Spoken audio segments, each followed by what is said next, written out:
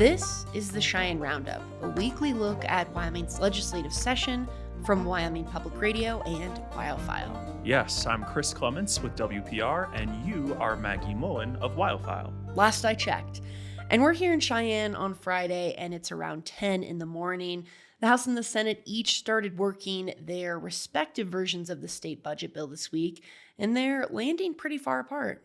Yeah, we'll get into the drama in a minute, but the TLDR is that the House is sticking closer to the stripped down bill the Joint Appropriations Committee sent them, while the Senate brought back a lot of funding agencies had requested and the governor had recommended.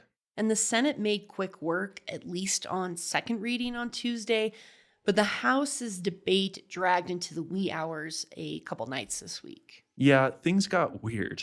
Representatives were singing and square dancing on the House floor. Folks were incorporating sound effects in their debates on the budget. So just think of this, buddy. We're on a ship together, right? USS Wyoming, and we're traveling, whatever a ship makes. We're sailing good. Lack of sleep really does something to you, and also me, I think, because I'm barely upright right now. You're telling me.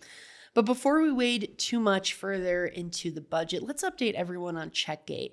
So last week, Jasmine Hall from the Jackson Hole News and Guide and I broke the news that a conservative activist from Teton County hand-delivered checks from another donor to at least one lawmaker on the House floor after they had adjourned for the day. Since then, the House and Senate have launched their own inquiries into what happened, and the Laramie County Sheriff's Office launched a criminal investigation. These inquiries have really thrown a wrench in each chamber's schedules, but lawmakers are taking action to prevent what happened from recurring.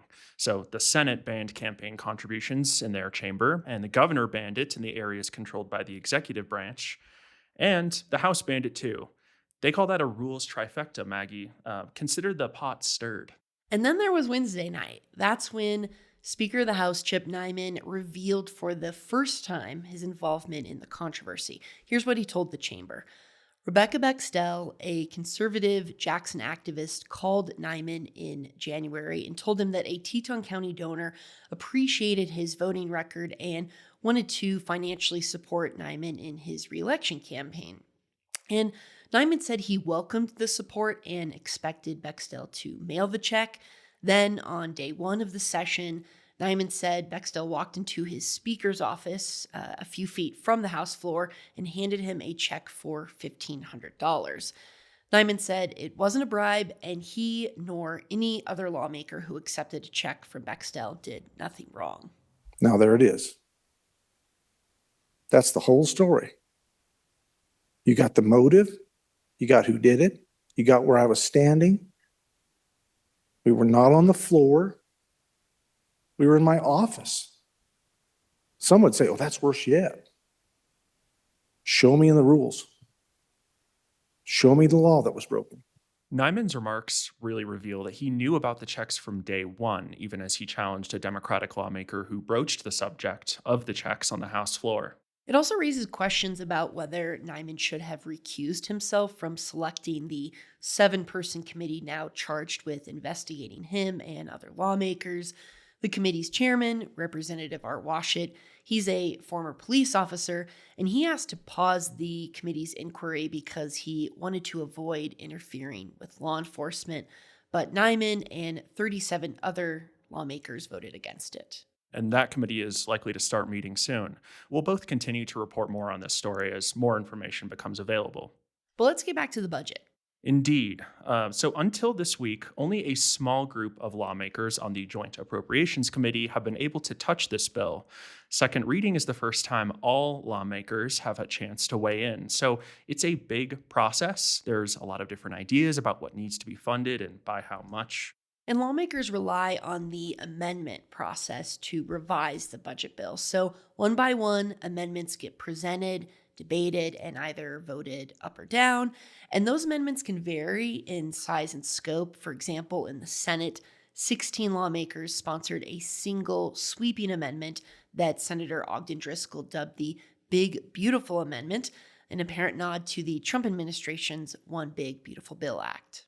It restored most of the governor's recommendations, so $253 million back to the budget. That means more funding for the University of Wyoming, bringing back the Wyoming Business Council and setting money aside for litigation over the overtapped Colorado River Basin. Those negotiations aren't finding an agreement amid a snow drought.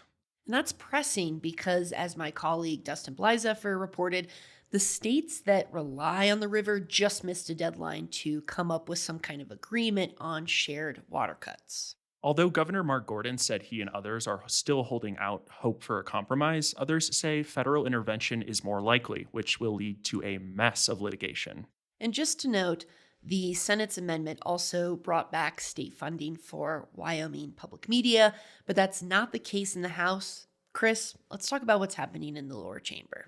While Senate lawmakers managed to get through second reading amendments soon after their lunch break, the House went till 1:30 a.m. in the morning. I also had dinner delivered to the Capitol and watched them go into the wee hours. And honestly, I think we'll need to do a separate podcast on the ghosts of the Capitol, Maggie, because I saw some weird stuff.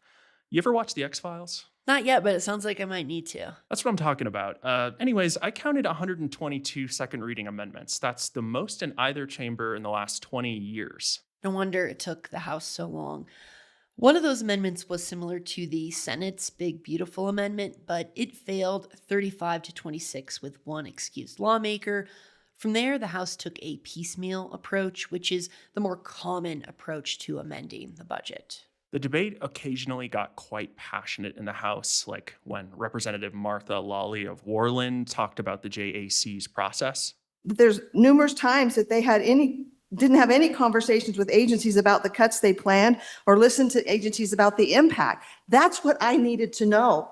That's the kinds of things for me to evaluate the cuts that I didn't get. And there was passionate debate about the Business Council, the state's primary economic development agency. Representative J.D. Williams of Lusk talked about stories his constituents shared with him about how important the council was. All three were middle-aged ladies who came to me and described their small business endeavors, their successful small business, related to me how they would never have succeeded without the support of the Business Council. That's not financial support as much as it is coaching, help making a business plan, entrepreneur advice. But Representative Ken Pendergraft of Sheridan, a member of the Freedom Caucus, had a different take. But I got to tell you, when I look at what this agency has become, in light of what I believe it should be, there's virtually nothing salvageable. Altogether, just 10 out of the House's 122 amendments stuck, and only a few increased spending, including one to grant a $6 million funding request from the University of Wyoming Athletics Department.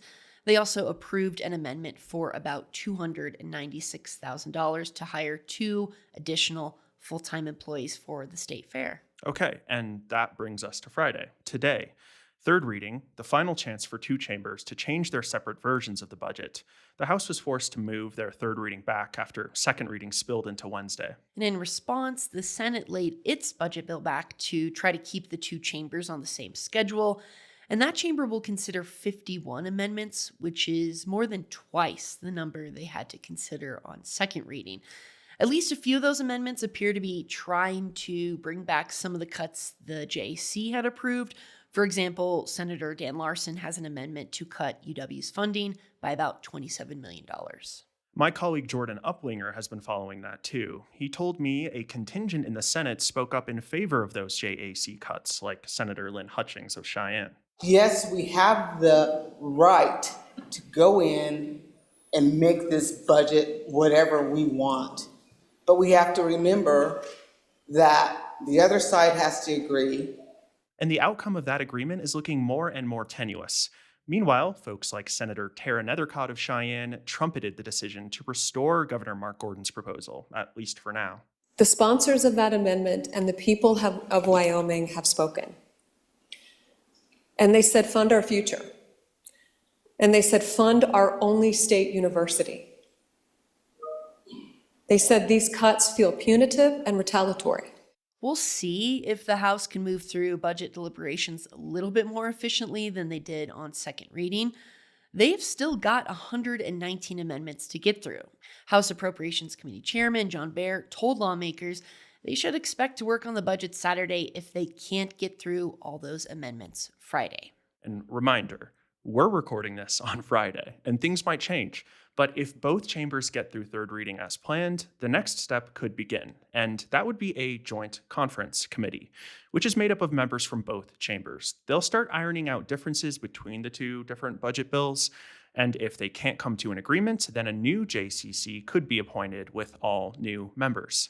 But LSO staffer Don Richards told me that if, for instance, that first JCC committee fails to come to an agreement this year, the second and any successive committee, third, fourth, fifth, have a free committee, which means they can go into any agency, any budget, and make increases or decreases as they see fit in order to come to an overall agreement. And as mentioned, the House might continue its third reading work through Saturday. Obviously, we're recording this on Friday, so we will cover those deliberations in next week's episode. Thanks for listening to the Cheyenne Roundup, your weekly look at what lawmakers are up to during the 2026 legislative session from Wyoming Public Radio and WyoFile. New episodes drop every Friday throughout the session. make sure to like this episode and subscribe wherever you get your podcasts. Editing and producing by Tennessee Watson, Nikki Willette, Anna Rader, and Jordan Uplinger. Follow our ongoing legislative coverage at wyomingpublicmedia.org and wyofile.com. Thanks for listening.